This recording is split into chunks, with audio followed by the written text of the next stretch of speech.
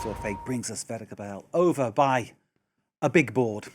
Good evening, Vedika, Mark. great to see you. The US, the Supreme Court on Tuesday ruling that babies born in the United States have a constitutional right for citizenship, rejecting Trump's bid to end that policy, the so-called 14th Amendment. The Trump administration has consistently slammed the practice and spread plenty of, unsubstantiated claims about it. Tell us more.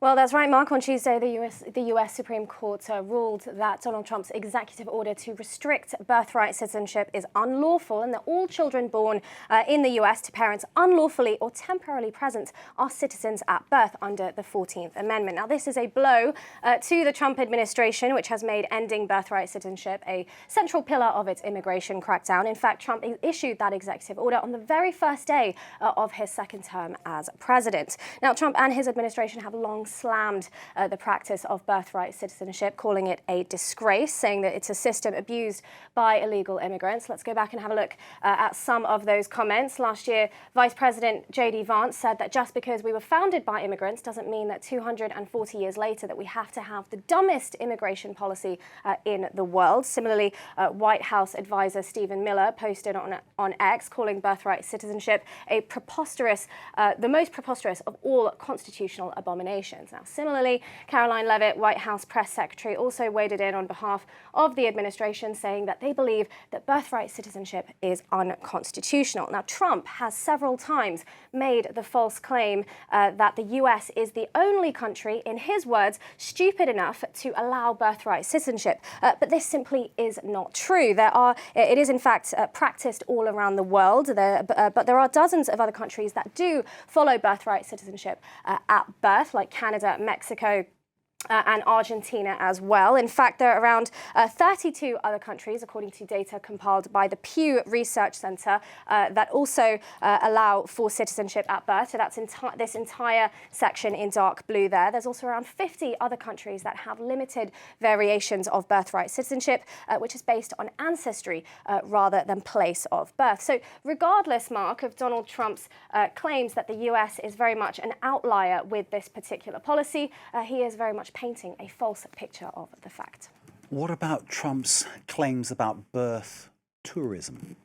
Well, yes, Trump has lashed out multiple times about birth tourism, the idea that birthright citizenship is a magnet for illegal immigration and people coming deliberately to the United States in order to deliver their babies there and therefore obtain citizenship. In March, he claimed that that rich people from China and the rest of the world were trying to become citizens of the United States of America. And this is a jab that he repeated on Tuesday after that Supreme Court ruling, when he posted on Truth Social congratulating President Xi Jinping and the great country of China on the massive birthright citizenship win. Now, let's be very clear, it is unknown how many women come to the United States to give birth for citizenship purposes. There are certainly no US national agencies that are tracking that data, and tracking birthright citizenship in the US is extremely difficult to begin with. It's nearly impossible to provide solid numbers on who exactly and how many people could be benefiting from it. But according to the most recent estimate in 2020, compiled by the